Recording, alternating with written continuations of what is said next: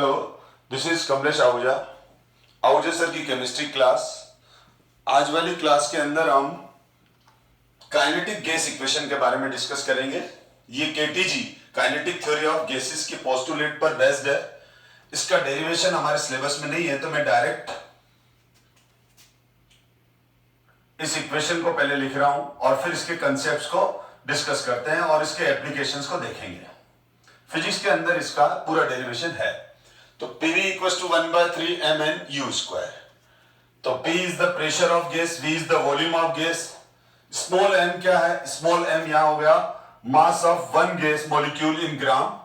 Capital N total number of gas molecules in given volume of gas and U is the root mean square velocity. U is the root mean square velocity of the molecules. अब root mean square velocity क्या है, मैं इसको अभी separately इसी class में आगे discuss करूंगा। अभी आप इसको जो नॉर्मल वेलोसिटी है उसी की तरह से लेके और हम आगे बढ़ेंगे। तो यहां पर कैपिटल M स्मॉल m और कैपिटल N का जो प्रोडक्ट है ये हो जाएगा total mass of gas. Total mass of gas जो वॉल्यूम है गैस का उसके अंदर, यहां हम अब तो टोटल मास हो जाएगा small m into capital N। अब यहां पर हम इस इक्वेशन को क्या कर रहे हैं, PV equals to 2/3 into 1/2 mnu square ले रहे हैं। तो ये क्या हो गया, हाफ एक तरह से। अच्छा, यहां पर इसको मैं इसको अगर ये लिख दूं कैपिटल M क्या हो जाएगा? कैपिटल M हो जाएगा हमारे पास, capital M is the total mass of gas in given volume of gas. तो ये हो गया हाफ mv स्क्वायर यानी हाफ mu स्क्वायर। तो this is the kinetic energy. तो काइनेटिक एनर्जी का फॉर्मूला क्या होता है? 1/2 total mass of gas into u square. तो हम इस इक्वेशन के अंदर PV equals to 2/3 ke kinetic energy. तो काइनेटिक एनर्जी जो आ गई, तो ये इक्वेशन नंबर हमारा फर्स्ट आ गया बेटा। ये इक्वेशन नंबर सेकंड है और इस इक्वेशन नंबर सेकंड को हम इस तरह से भी लिख सकते हैं, kinetic energy equals to 3/2 PV। तो इक्वेशन नंबर थर्ड आ गया। तो इस पर बेस्ट क्वेश्चन आता है, तो खाली आपको इस इक्वेशन के जो रीअरेंज फॉर्म है, या जैसे हमने इसमें हाफ mu स्क्वायर की वैल्यू k ही लगा दी, तो ये कुछ इक्वेशन को देखना है हमारे को। अब ये क्लियर हो गया। For 1 mole ideal gas, for 1 mole ideal gas, अगर हम 1 मोल आइडियल गैस की बात करें, इधर ले लेता हूं मैं, स्पेस मिल जाएगा। For 1 mole ideal gas, in this case PV equals to nRT, पर n की वैल्यू हमने 1 ले रखी है, तो PV equals to RT। तो इक्वेशन थर्ड के अंदर हम PV की जगह, इक्वेशन थर्ड में हम PV की जगह RT रख देते हैं। तो यहां पर हो जाएगा kinetic energy equals to 3/2 RT। Kinetic energy equals to 3/2 PV की जगह हमने रख दिया RT। अब R ऑलरेडी गैस कांस्टेंट है, तो अगर कांस्टेंट को हटाऊंगा तो kinetic energy of gas molecules is directly proportional to absolute temperature. इसका मतलब यह हुआ कि किसी भी गैस का जो काइनेटिक एनर्जी है, इसका मतलब यह हुआ कि किसी भी गैस का जो काइनेटिक एनर्जी है वो उसके एब्सोल्यूट टेम्परेचर के डायरेक्टली प्रोपोर्शनल होता है। टेम्परेचर चेंज होगा तो ही गैस का काइनेटिक एनर्जी चेंज होगा। और अगर किसी गैस सैंपल का टेम्परेचर कांस्टेंट है, तो इस केस के अंदर उसका काइनेटिक एनर्जी भी फिक्स रहेगा, काइनेटिक एनर्जी चेंज नहीं होगा। तो अब ये हो गया काइनेटिक एनर्जी। पर ये क्या हो गया, दिस इज द, अच्छा अब यहां पर जो ke है, यहां पर जो काइनेटिक एनर्जी है 3/2 RT, तो ये 1 मोल गैस के लिए है। किसके लिए है? तो अगर आपसे कोई पूछे कि total kinetic energy of 1 mole gas वो किसके बराबर हो गई? वो हो गई हमारा इस फोर्थ फॉर्मूला, देख लो आप, ये बहुत इंपॉर्टेंट है, ठीक है। Kinetic energy of 1 mole of gas is equals to 3/2 RT। अब हम डिस्कस कर रहे हैं काइनेटिक एनर्जी, ये तो हुआ 1 मोल के लिए। अब मैं डिस्कस कर रहा हूं kinetic energy of 1 molecule of gas, 1 molecule of gas. तो सीधी बात है, जो काइनेटिक एनर्जी है 1 मोल के लिए तो कितनी है? काइनेटिक एनर्जी 1 मोल के लिए तो थी 3/2 RT। तो 1 मोल के लिए इतनी है, तो 1 मोल में कितने होते हैं? 6.02। यानी ये जो काइनेटिक एनर्जी है वो 6.022 इंटू 10⁻23 है, यानी एवोगैड्रो नंबर के बराबर मॉलिक्यूल्स के है। तो 6.022 या 23 इंटू 10⁻23 मॉलिक्यूल्स की जो काइनेटिक एनर्जी है वो 3/2 RT के बराबर होगी। तो एक मॉलिक्यूल की किसके बराबर होगी? तो इस वैल्यू को आप 6.022 इंटू 10⁻23 या 6.023 इंटू 10⁻23 से डिवाइड कर दो, क्योंकि कुछ बुक्स 6.022 इंटू 10⁻23 लेती है, कुछ बुक्स 6.023 लेती है। तो इसको आप कंफ्यूज न करें, एनसीईआरटी 6.022 ले रही है। तो मैं क्या करूं, अब अगर इस पूरी वैल्यू को एवोगैड्रो नंबर से डिवाइड कर दूं तो मेरे पास 1 मॉलिक्यूल ऑफ काइनेटिक एनर्जी आ जाएगी। एक मॉलिक्यूल का जो काइनेटिक एनर्जी है वो आ जाएगी 3/2 RT बाय कैपिटल N। अब इसको थोड़ा सा इस तरह से वापस लिख रहा हूं मैं। तो यहां पर ये बोल्ट्जमान ने किया था, तो साइंटिस्ट का नाम लिया मैंने R/N। तो R/N यहां एक अलग से कांस्टेंट हो गया, जिसको हम बोल्ट्जमान कांस्टेंट कहते हैं। जिसको हम क्या बोलते हैं बेटा? Boltzmann constant. तो बोल्ट्जमान कांस्टेंट क्या होता है? Boltzmann constant is R/N। Boltzmann constant is R/N। तो R/N is called Boltzmann constant. Hence, kinetic energy of gas is directly proportional to its absolute temperature and is independent of the nature or pressure of the gas। यानी अब अगर ये भी फिर वापस constant ही है, ये भी कांस्टेंट ही है, यानी एक इंडिविजुअल। तो अब क्या हो जाएगा? काइनेटिक एनर्जी एक इंडिविजुअल मॉलिक्यूल की भी डायरेक्टली प्रोपोर्शनल क्या हो जाएगी? Kinetic energy of single molecule is also directly proportional to absolute temperature, और चाहे सैंपल हो चाहे 1 मॉलिक्यूल हो, kinetic energy is directly proportional to absolute temperature. ये रहेगा बेटा इसमें। अब यहां पर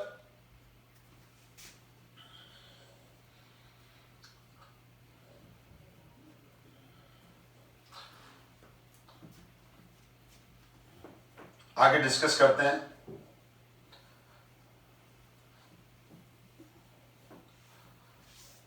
तो ध्यान देना बेटा, अब मेरे पास था PV equals to 1/3 mu²। m क्या हो गया? m किसके बराबर लिया हुआ है मैंने? इसके बराबर लिया हुआ है। Small m is the mass of 1 gas molecule, n is the total number, ठीक है। तो अगर, अब ध्यान देना बेटा, अगर m की वैल्यू, तो m क्या है? Mass of each gas molecule in gram, और n अगर एवोगैड्रो नंबर के बराबर हो जाए, यानी 1 मोल हो जाए, तो उस केस में ये कैपिटल M की वैल्यू किसके बराबर आ जाएगी? Molecular mass.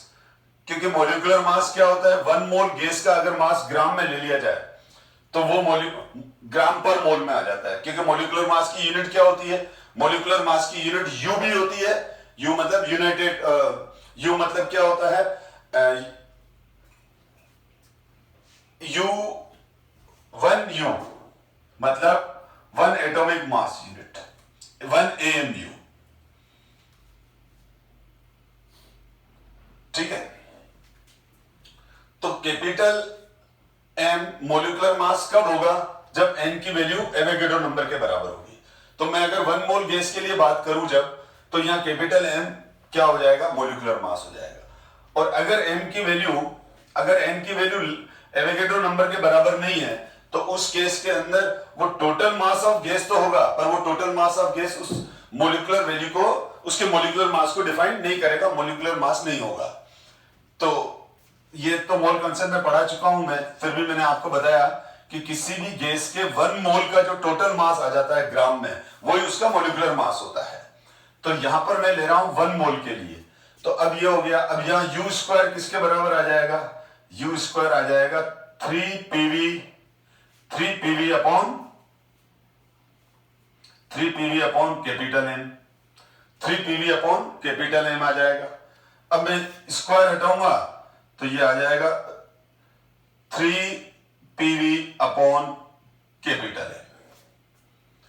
तो ये हो गया रूट मीन स्क्वायर वेलोसिटी, जो 3 PV इक्वल टू RT के बराबर, 3 PV अपॉन M के बराबर आ गया। अब मैं इसको ऐसे भी लिख सकता हूं, क्योंकि फॉर 1 मोल गैस है, तो 1 मोल गैस के लिए PV इक्वल टू क्या होता है, PV इक्वल टू RT होता है। तो इस PV की जगह मैं क्या लिख सकता हूं, RT, तो 3RT बाई कैपिटल M। तो U equal to root 3 PV by M और root 3RT by capital M। तो यह हमारा U का एक दूसरा फॉर्मूला आ गया, और हम इसको डेंसिटी वाले फॉर्मूले में भी कन्वर्ट कर सकते हैं, क्योंकि यहां पर देखो mass by volume, total mass by volume of the gas क्या आ जाएगा, डेंसिटी के बराबर आ जाएगा। तो डेंसिटी के लिए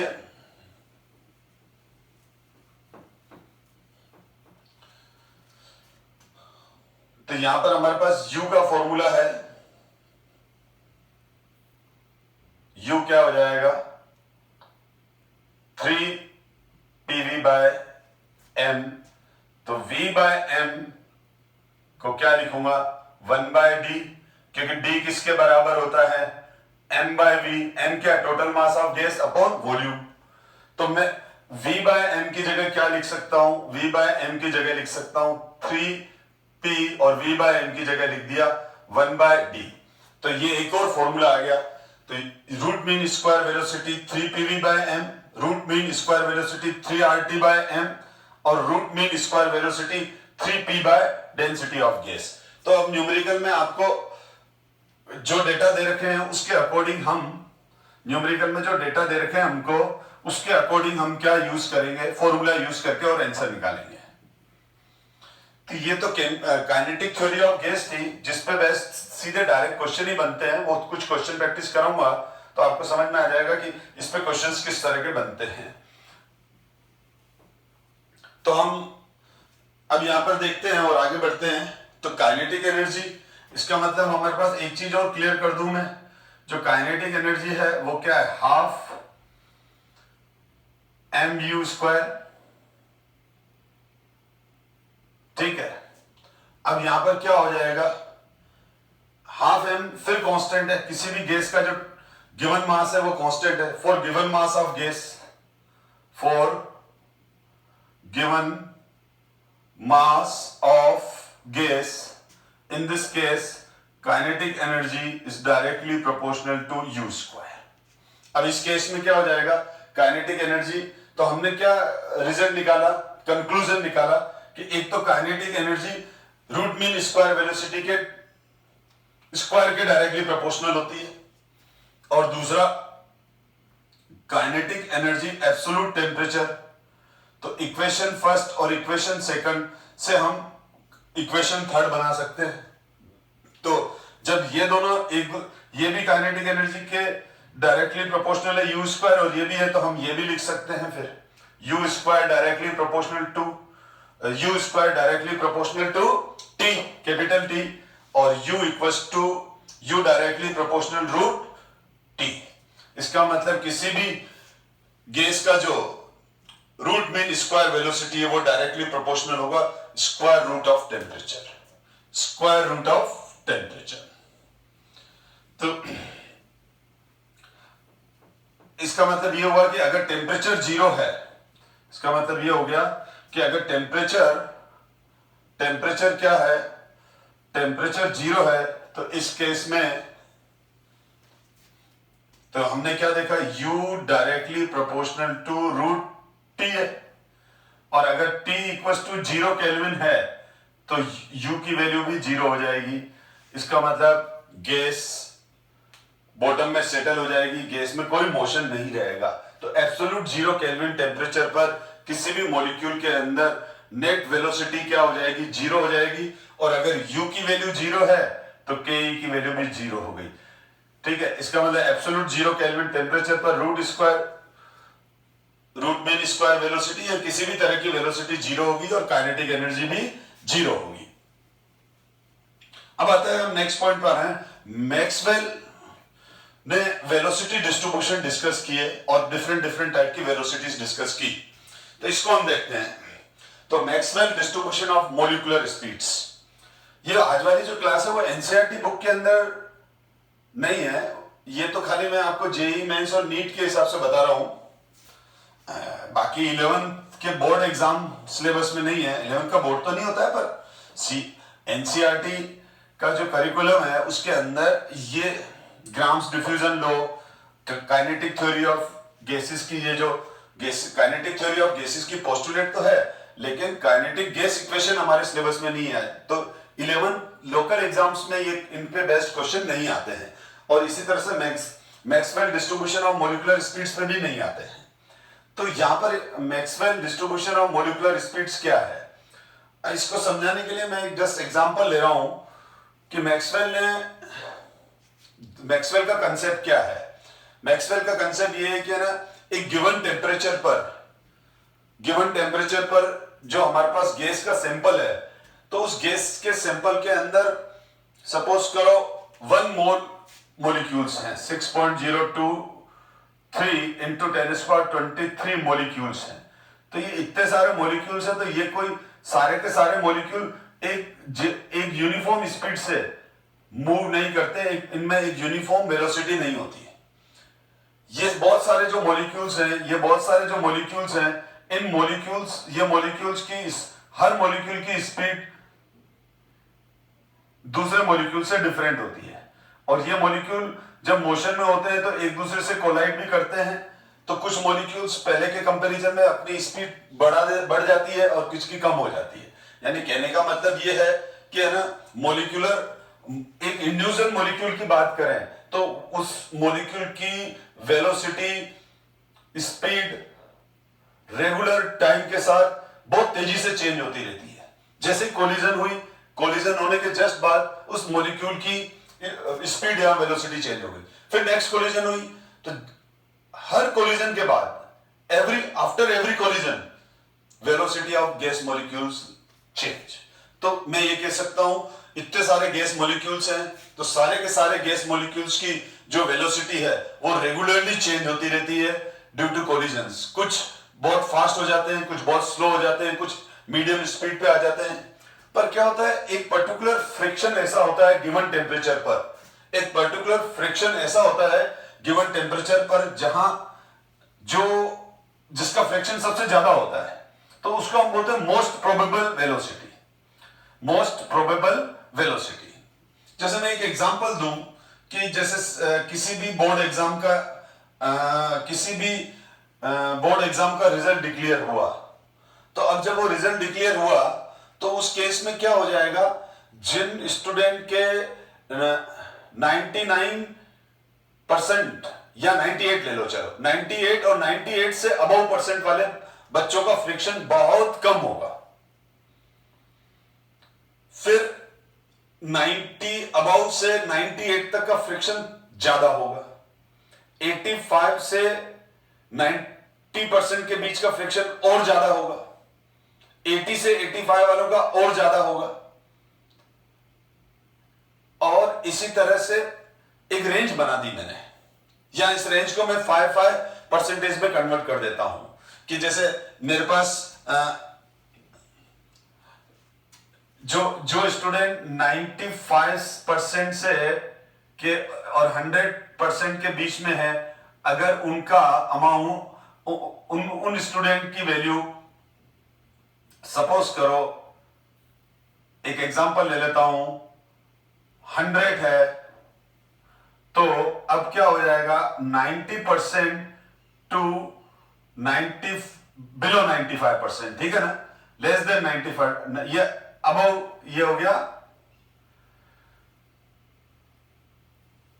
95 से 100%। अब ये हम लैंग्वेज समझ लो, 90% से 95% से कम यानी 94.99% वाले स्टूडेंट, अब इनका फ्रैक्शन 200 हो जाएगा।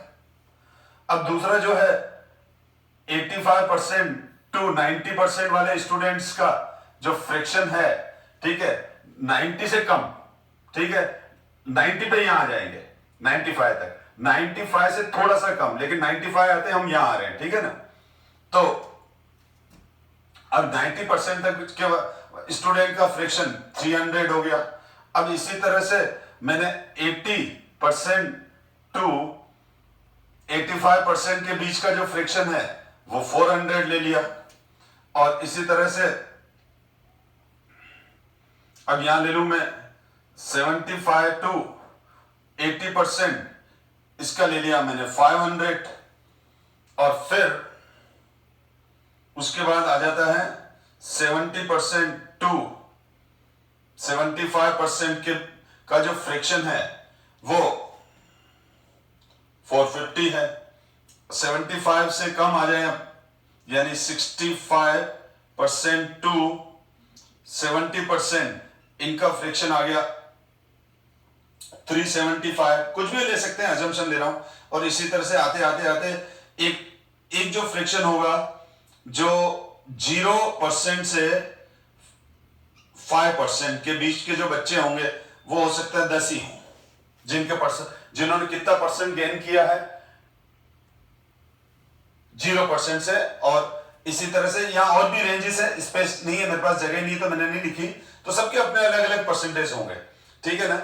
लेकिन अब इन सब में अगर मैं आपसे क्वेश्चन पूछूं इन डाटास को देख के, आप क्या इसी तरह से देखो, यहां आ जाएगा 60 से 6, यहां आ जाएगा 60 से 60% टू 65%, और इन सपोज करो ये 300 अब कम ही हो रहा है, ठीक है, अब मैं यहां से कम ही ले रहा हूं, तो इसका मतलब, और इसके बाद 0 से 5% वाले खाली 10 स्टूडेंट ही है, क्योंकि 0 से 5% वाले बच्चे शायद होंगे भी नहीं। मैं इस फ्रैक्शन को 0 से 20% ले लेता हूं, थोड़ा बड़ा ले लेता हूं, तो 10 स्टूडेंट है।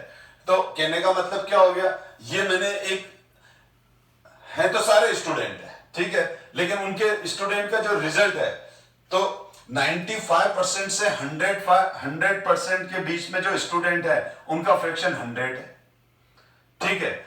90% से 95% वाले बच्चों का फ्रैक्शन 200 है, 85% से 90% वाले बच्चों का फ्रैक्शन 300 है। अब इस तरह से हम एक चीज ये देखो, तो अब मैं ये बोलूं कि यहां पर मोस्ट प्रोबेबल यानी सबसे ज्यादा फ्रैक्शन किसका है, तो सबसे ज्यादा फ्रैक्शन इन स्टूडेंट्स का है। यानी मैं बोलूंगा जब रिजल्ट आ रहा है तो जो सबसे ज्यादा फ्रैक्शन है वो 75% से 85% वाले स्टूडेंट्स का है, क्योंकि 75% से 85% 75% से 75 से 80% के बीच के जो स्टूडेंट है वो 500 है, जो सबसे ज्यादा है। तो ये हो जाएगा मोस्ट प्रोबेबल, ये हो जाएगा मोस्ट प्रोबेबल परसेंटेज। तो मोस्ट प्रोबेबल परसेंटेज क्या है, 75 से 80%।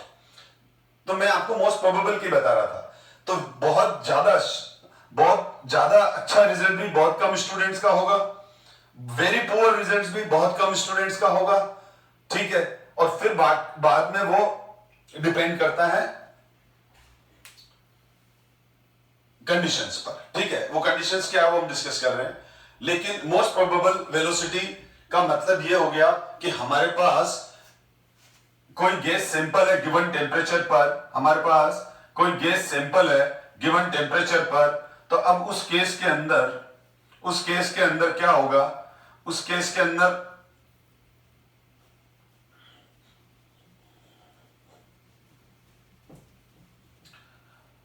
वेलोसिटी का वो वाली वेलोसिटी जो मोस्टली मॉलिक्यूल्स का है वो भी रेंज में होगी बेटा। जैसे मैंने आपको बताया ना कि मोस्ट प्रोबेबल वेलोसिटी का मतलब, जैसे मोस्ट प्रोबेबल रिजल्ट कौन सा परसेंटेज वाला था, 75% से 80% के बीच में। तो इसी तरह से एक मेरे पास अगर गैस का सैंपल है और उसमें बहुत सारे गैस के मॉलिक्यूल्स हैं, T1 टेम्परेचर पर है, ठीक है, तो T1 टेम्परेचर पर ये बहुत सारे गैस के मॉलिक्यूल्स हैं, तो इनमें से एक ऐसा फ्रिक्शन होगा जिसकी वेलोसिटी मोस्ट प्रोबेबल होगी, यानी बहुत सारे मॉलिक्यूल उस वेलोसिटी रेंज के अंदर आएंगे।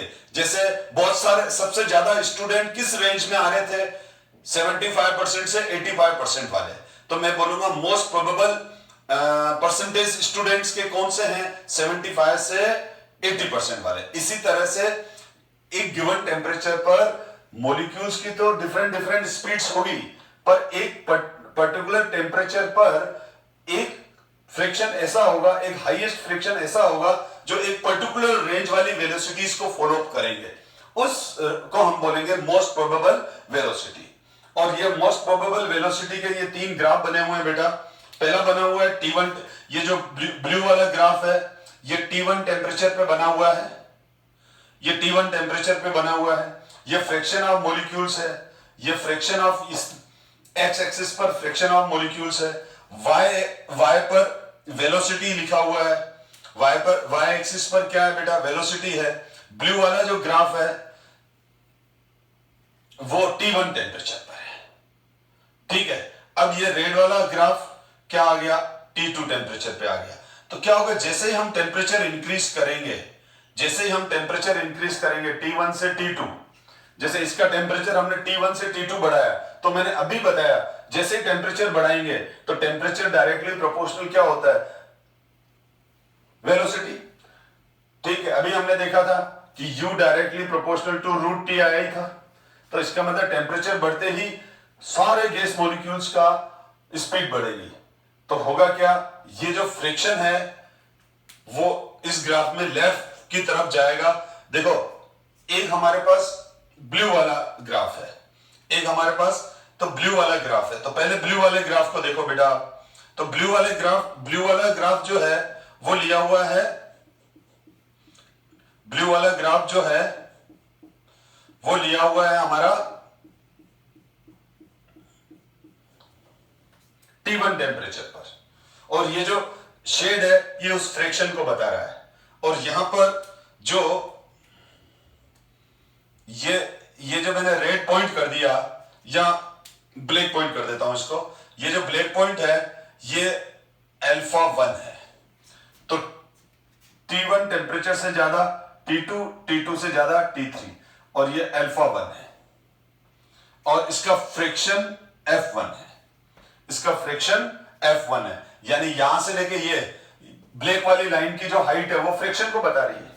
ब्लैक वाली लाइन जो है वो क्या बता रही है, फ्रिक्शन को बता रही है। अब यहां पर α2 हुआ, α3 हुआ, फ्रिक्शन 1 है, फ्रिक्शन 3 है, और ये 2 है, सॉरी, ठीक है। अब क्या हो जाएगा, हमने है ना टेम्परेचर इंक्रीज कर दिया, अब टेम्परेचर इंक्रीज करके T2 कर दिया, टेम्परेचर इंक्रीज करके T2 कर दिया। T2 करते ही क्या हो जाएगा, सारे के सारे गैस मॉलिक्यूल हायर वेलोसिटीज की तरफ जाएंगे।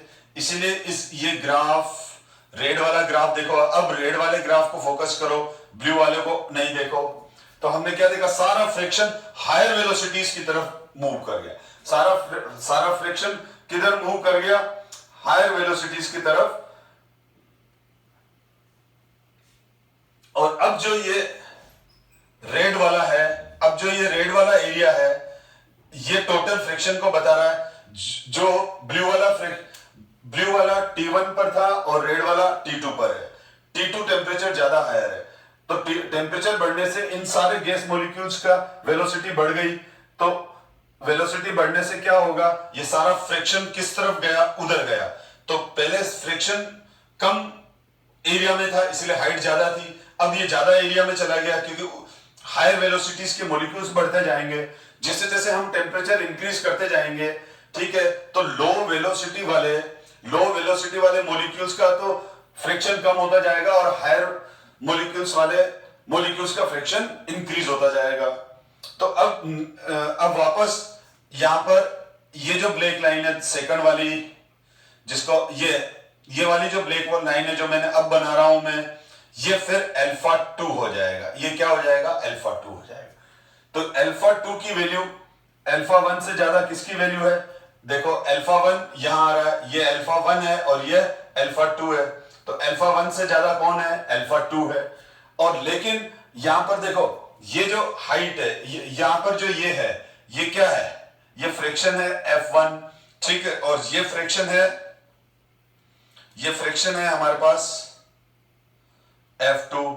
तो फ्रिक्शन क्या हो गया? कम हो गया, ठीक है। इसी तरह से हम और बढ़ाएंगे तो ये वाला दिख ही रहा है, तो अगर हम टेम्परेचर और बढ़ाएंगे तो ये जो फ्रिक्शन है वो और ज्यादा हायर स्पीड की तरफ जाएगा। यानी मैं इस गैस सैंपल का जैसे जैसे टेम्परेचर बढ़ाता जाऊंगा तो क्या होता जाएगा? गैस मॉलिक्यूल हायर वेलोसिटीज की तरफ शिफ्ट होते जाएंगे। तो कहने का मतलब ये हुआ कि टेम्परेचर इंक्रीज करने से मोस्ट प्रोबेबल वेलोसिटी का वैल्यू बढ़ता जाएगा, ठीक है। जैसे ये 10 सेकंड पर, जस्ट एग्जांपल दे रहा हूं, 10 सेंटीमीटर पर सेकंड की स्पीड से दौड़ रहे हैं तो ये 20 सेकंड पर सेंटीमीटर की स्पीड से दौड़ेंगे। ये 20 सेंटीमीटर पर, ये 10 सेंटीमीटर पर सेकंड की स्पीड है इसकी वेलोसिटी, तो इसकी 20 सेंटीमीटर पर सेकंड की स्पीड हो जाएगी और इसकी 30 सेंटीमीटर पर सेकंड की स्पीड हो जाएगी। लेकिन फ्रिक्शन कम हो जाएगा, ठीक है। तो यहां पर मैक्सवेल डिस्ट्रीब्यूशन और मॉलिक्यूलर स्पीड्स के अंदर जो कॉन्सेप्ट था वो ये था, दो कंसेप्ट थे इसमें। पहला कंसेप्ट ये था कि गिवन टेम्परेचर पर एक पर्टिकुलर फ्रिक्शन ऐसा होता है जिसमें सबसे ज्यादा मॉलिक्यूल्स उस पर्टिकुलर वेलोसिटी को फॉलो अप करते हैं। जैसे T1 टेम्परेचर पर अल्फा 1 वेलोसिटी है, अल्फा 1 वेलोसिटी वाले मॉलिक्यूल्स का फ्रिक्शन सबसे ज्यादा है। T2 टेम्परेचर पर alpha 2 gas molecules, T2 temperature पर अल्फा 2 वेलोसिटी रखने वाले मॉलिक्यूल्स का फ्रिक्शन सबसे ज्यादा है। T3 टेम्परेचर पर अल्फा 3 वेलोसिटीज वाले मॉलिक्यूल्स का फ्रिक्शन सबसे ज्यादा है। तो मोस्ट प्रोबेबल वेलोसिटी समझ में आ गई कि जो मोस्टली सबसे ज्यादा मॉलिक्यूल जिस वेलोसिटी को फॉलो अप कर रहे हैं। और दूसरा कंसेप्ट ये था कि उसने कहा कि जैसे जैसे हम टेम्परेचर बढ़ाते जाएंगे तो जो ये मोस्ट प्रोबेबल वेलोसिटी है इसकी वैल्यू तो बढ़ेगी पर इसका फ्रिक्शन डिक्रीज होगा। तो ये इसको बोलते हैं हम Maxwell distribution of molecular speed. अब यहां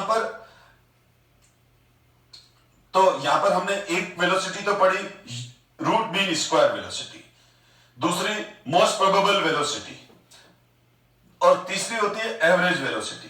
तो तीनों को हम कंपेयर कर लेते हैं, और उसको तीनों को कंपेयर करने से पहले थोड़ा सा ये देख लो आप। तो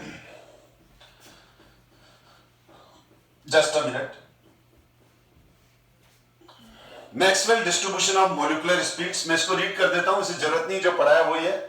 at a particular temperature the different molecules of a gas possesses different speeds. Further, due to continuous collisions of the molecules among themselves as well as against the wall of the container, their speeds keep on changing. ठीक है, मतलब वो कह रहा है कि लगातार हर molecule की म्यूचुअल कोलिजन और कंटेनर के वॉल पर कोलिजन की वजह से हर मॉलिक्यूल की जो स्पीड है वो कंटिन्यूअसली चेंज होती रहती है।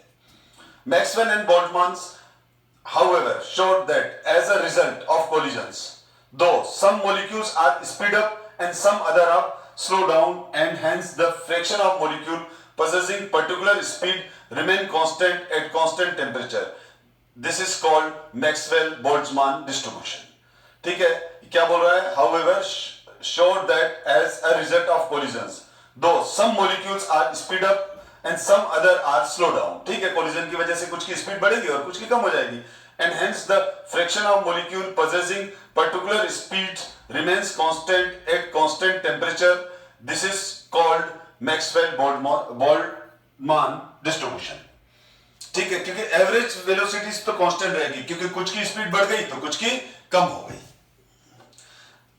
अब effect of temperature on distribution of molecular velocities जो मैंने बताया, तो the increase in temperature result into the increase of velocities. Consequently, the most probable velocity increase with increase in temperature. ठीक है, वो ग्राफ अभी हम ये डिस्कस कर चुके हैं। ये T1, T2 और T3 पे T3 हायर टेम्परेचर है। तो अब हम आगे बढ़ते हैं कि जो तीन तरह की वेलोसिटीज है वो क्या है। तो सबसे पहले मैं तीन तरह की वेलोसिटीज को डिफाइन कर देता हूं, most probable velocity, average velocity और रूट मीन स्क्वायर वेलोसिटी। तो मोस्ट प्रोबेबल वेलोसिटी क्या होती है? It is the velocity possessed by the maximum fraction of molecules of a gas at a particular temperature. अब exam में अगर definition आती है तो यही लिखनी है, it is the velocity possessed by the maximum fraction of molecules of a gas at a particular temperature, जिसका मैक्सिमम फ्रैक्शन है, ठीक है, वो मोस्ट प्रोबेबल हो गया।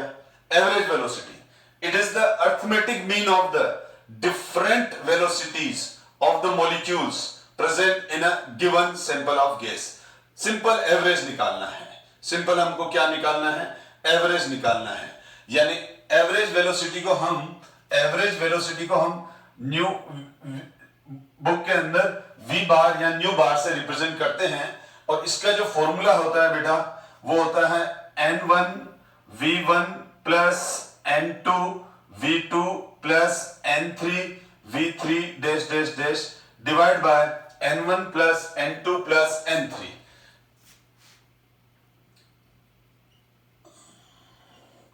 और इसको हम ऐसे लिखते हैं n1 v1 n2 v2 n3 v3 dash dash, और इसके टोटल सम को हम किसके बराबर ले रहे हैं? n के। n1 क्या है? n1 is the number of molecules of gas who have velocity v1. n2 is the number of moles of gas who possesses or who have v2 velocity। यानी v1 v2 v3 different velocities है। तो v1 velocities के molecule n1 है, v2 velocity के molecules n2 हैं, v3 velocity वाले molecules के number n3 हैं।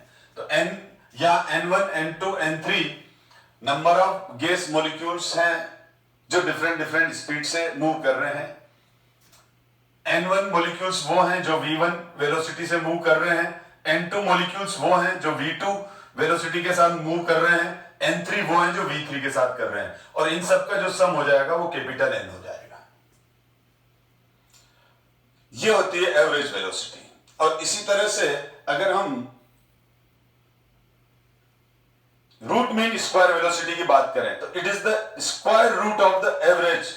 अब रूट मीन स्क्वायर वेलोसिटी को मैं लिख रहा हूं तो मैं यहां पर ये लिखूंगा u बेटा। इसके लिए क्या ले लूंगा? u ले लूंगा, और u लेके और यहां ये कर दूंगा,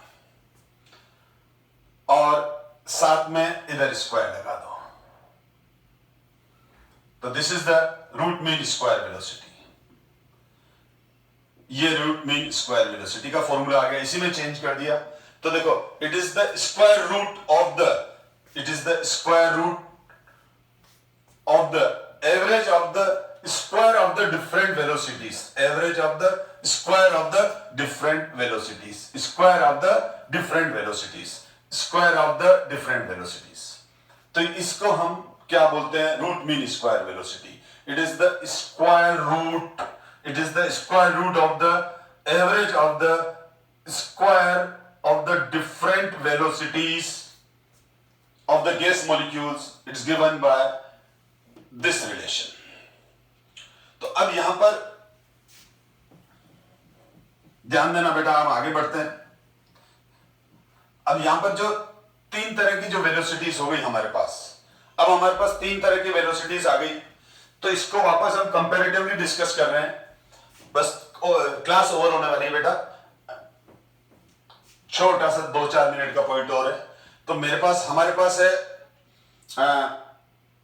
u की वैल्यू, हमारे पास है u की वैल्यू, और 1 मिनट हमने कितनी वैल्यू पढ़ी? हमने u का फॉर्मूला क्या फाइंड आउट किया था? तो u निकाला था हमने √3RT अपॉन u की निकाला था हमने √3RT अपॉन म्यू, नहीं है बेटा, u है ये, अभी मैंने निकाला ही था, तो वो निकाला था 3RT/m। ये तो हो गया रूट मीन स्क्वायर वेलोसिटी। और मोस्ट प्रोबेबल वेलोसिटी का फॉर्मूला आता है जिसको हम अल्फा से डिनोट करते हैं, तो वो आती है 2RT/m, ये वाली। और एक एवरेज वेलोसिटी है तो उसका फॉर्मूला है, एवरेज वेलोसिटी का होता है 8RT/πm। ठीक है, तो U is to alpha is to average is to U। ठीक है, यहां पर इसका सिंबल तो क्या है, इसका अल्फा है, इसका हम ये ले रहे हैं और इसका ये ले रहे हैं। वैसे ये लिखा हुआ है यहां, इसका नहीं लिखा हुआ था। ठीक है, अब हम अगर ये वाली वैल्यू देखें बेटा, तो अल्फा की वैल्यू लिखें तो अल्फा किसके बराबर है, अल्फा है √2RT/m। अल्फा है √2RT/m और ये है 8RT/πm और ये है U, ये वाली 3RT/m। ठीक है, तो हमारे पास तीनों का अगर मैं रेशो फाइंड आउट करूं, अल्फा इज टू 0:u, ये तो ये वाली वैल्यू है, ये इसकी है, ये इसकी है, यूं लिख लेते हैं। चलो अब देखो RT/m सब में कॉमन है, तो इसकी वैल्यू हो गई √2 √8/π √3। तो इनके बीच में ये रेशो है। और अगर मैं इस रेशियो को फाइंड आउट करूं तो जो एग्जैक्ट रेशियो आ जाता है अल्फा और ये, तो इसको सॉल्व करने पर, अब मैं सॉल्व तो नहीं करूंगा बेटा, टाइम खराब हो जाएगा बहुत सारा। ठीक है ना, तो ये इसको 1 ले लूं तो ये 1, ये 1.12 के आसपास आती है और एग्जैक्ट ये होती है, और ये 1.224 के आसपास आती है। तो अल्फा इज टू यानी most probable velocity, average velocity और रूट मीन स्क्वायर वेलोसिटी, इनका जो आपस में रेशियो है वो है 1, 1.1, 1.2। तो इस तरह से याद कर सकते हो आप। तो यहां पर ये 3 तरह की वेलोसिटी है। बस ये इस क्लास को लेके आप परेशान मत हो, क्योंकि ये सब फिजिक्स में आप डिटेल में पढ़ने वाले हो। और मैंने तो क्या है कि बहुत बार जेईई और नीट में बाय चांस क्वेश्चन आ जाए, फिजिक्स को लेके तो आ ही जाता है। ठीक है ना, पर बुक्स के अंदर क्या है, most probable velocity, average velocity और रूट मीन स्क्वायर वेलोसिटी के कुछ क्वेश्चंस पूछे हुए हैं। तो उन क्वेश्चन को रीड करके स्टूडेंट डिमोटिवेट हो जाते हैं। तो उससे बचने के लिए मैंने, भाई बच्चे डिमोटिवेट ना हो कि सर ने ये तो कुछ पढ़ाया नहीं, ये सब कुछ क्या आ गया, तो उसके लिए मैंने ये क्लास ली। इस क्लास को लेके अपन को ज्यादा परेशान होने की जरूरत नहीं है। Okay, thank you so much my dear student.